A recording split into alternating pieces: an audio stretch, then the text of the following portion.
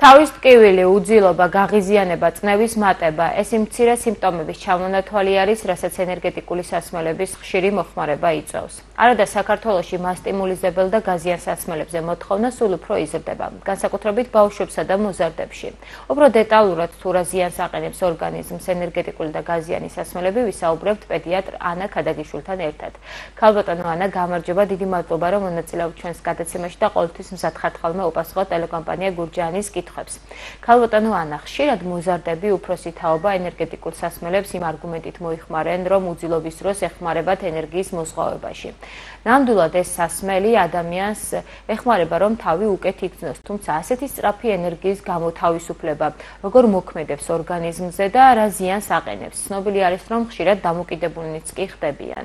კი ბატონო, მოგახსენებთ, ძალიან საინტერესო კითხვაა და ძალიან ისეთი პრიორიტეტული ჩვენი მოსახლეობისთვის და განსაკუთრებით მცირეწლოვანი ბავშვების დედებისთვის, მშობლებისთვის, რომ ისინი გემრიელია, რაღაცა ენერგოტონუსს ამაღლებს და შესაბამისად ბავშვები უკვე მოზრდილ ასაკში და მანამდე ძალიან პატარა მცირე ასაკში იღებენ ენერგეტიკულ სასმელებს, რომელიც გარდა იმისა, რომ არის სასიამოვნო შესაქცევარი, ასევე გამოიწვევს ათასგვარ დამოკიდებულებას ენერგეტიკულ სასმელზე, ადაპტაციას, ანუ შეჩვევას და შესაბამისად ბავშვები ინტენსიურად მოიხმარენ ამ სასმელებს. შეიცავენ ქიმიურ დანამატებს, არომატიზირებულ ნივთიერებებს, რომელიც არის როგორც სასიამოვნო დასალევი, ასევე არის ის ძალიან მავნე ორგანიზმისთვის და იწვევს დამოკიდებულებას შესაბამისად.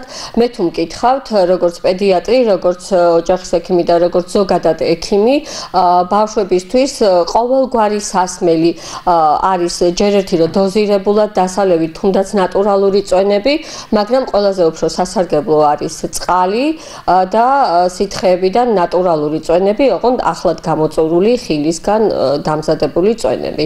ყოველგვარი ესეთი სასმელები აუცილებლად უნდა განსაკუთრებით მცირეწლოვან ბავშვებში, როგორც მოზრდილებისთვის და როგორც დიდი ჩვეულებრივი ასაკიან პაციენტებშიც არის, იწვევს დამოკიდებულებას და ძალიან ბევრი გვერდითი მოვლენებიც არის კვლევებით დადასტურებული აი ამ ენერგეტიკულ სასმელზე. იყო რამოდენიმე შემთხვევაც კი, როდესაც მოიწამლა მოზარდი. ზოგიერთ პაციენტში შეიძლება გამოიწვიოს კონცენტრაციის დარღვევა, თავბრუსხვევა და სხვა ისეთი წნევის მომატება. ხო, აი ესეც მნიშვნელოვანია, განსაკუთრებით ისეთ პაციენტებში, რომლებიც არიან ქრონიკები და სისხლძარღვოვანი გულსისხლძარღვთა სისტემის დაავადების მქონე პაციენტები, ამ შემთხვევაში იწვევს არტერიული წნევის მკვეთრ მატებას და ეს ძალიან დამღუპველია, განსაკუთრებით საჭესთან ჯდომის პერიოდში. ქალბატონო ანა, ხშირად პატარები მიირთმევენ გაზიან სასმელებს, შესაძლოა ყოველდღიურადაც კი. ამან რა უკუჩვენებები შეიძლება გამოიწვიოს?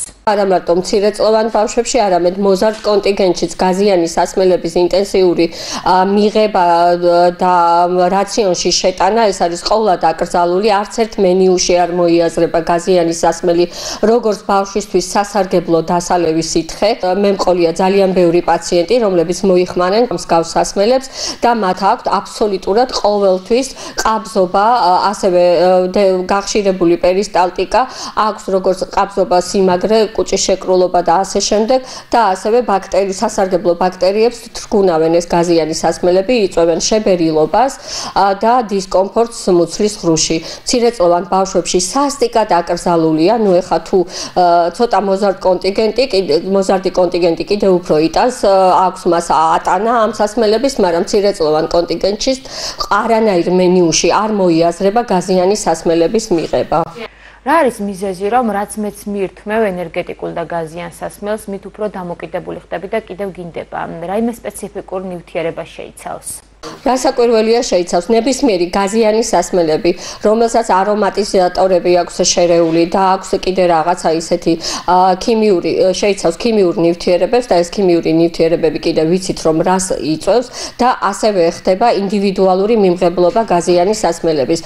ყველა ბავშვი ერთნაირად ვერ იღებს. ზოგიერთი ბავშვის ორგანიზმი ხდება ადაპტირებული ამ სასმელების მიმართ უმეტეს შემთხვევაში, მაგრამ ზოგიერთი ბავშვი შეიძლება რაღაც პერიოდი გაიტანოს ეს გაზიანების სასმელების მიღება, მაგრამ შემდეგში იწვევს ძალიან ბევრ დარღვევებს, იმიტომ რომ შეიცავს ნებისმიერი, ეხლა ეს ფორმულები არის გასაიდუმლოებული და ჩვენ არავინ არ გაგვაგებინებს და აგვიხსნის თუ რას შეიცავს, მაგრამ როგორც კვლევებით დადასტურებულია, მთელ რიგ ბავშვებში არის გამოწვეული დარღვევები სხვადასხვა ორგანოთა სისტემების მხრივ. თქვენ ახსენეთ, რომ ეგრეთ წოდებული ნატურალური წვენებიც არ არის მთლად სასარგებლო და ჯობია ადამიანმა მიიღოს ახლად გამოწვეული წვენი. კი, წერია რომ ის არის ნატურალური, წერია შემადგენლობა და იმ შემადგენლობის მიხედვით მშობელი არჩევს აი ამ ნატურალურ წვენებს, სხვადასხვა ხილისგან დამზადებულს, ეს იქნება ვაშლის, ბანანის, ფსხალის, ატმის, ქლიავის თუ ასე შემდეგ, მაგრამ მე მაინც ვთვლი, რომ ბავშვმა აუცილებლად საჭიროა მიიღოს ახლად გამოწვეული ნატურალური ოჯახის შინაური ხილისგან გამოწვეული წვენები და არა ეს მაღაზიაში და სუპერმარკეტებში ცოტა ცუდი ანტირეკლამა გამომივიდა, მაგრამ ყოველ შემთხვევაში ჩემი რჩევა იქნება, რომ აუცილებლად მიიღოს ბავშვმა ნატურალური წვენები ახლად გამოწვეული მხოლოდ და უმეტეს შემთხვევაში ახლად გამოწვეული წვენების გარდა უფრო უმჯობესია თვითონ ხილი მიიღოს ბავშვმა ასაკობრივად შეზღუდული რაოდენობით არა, ანუ ყოველდღე შეიძლება რაციონში ხილის შეტანა, ოღონდ ეს ხილი უნდა იყოს დაბლენდერებული, შეიძლება მიიღოს მცირეწლოვანმა ბავშვმა, თუ არა და ჩვეულებრივი სახით. დიდი მადლობა, რომ მიიღეთ ჩვენს გადაცემაში მონაწილეობა, გვესაუბრებოდა პედიატრი ანა ქადაგიშვილი. წარმატებას გისურვებთ.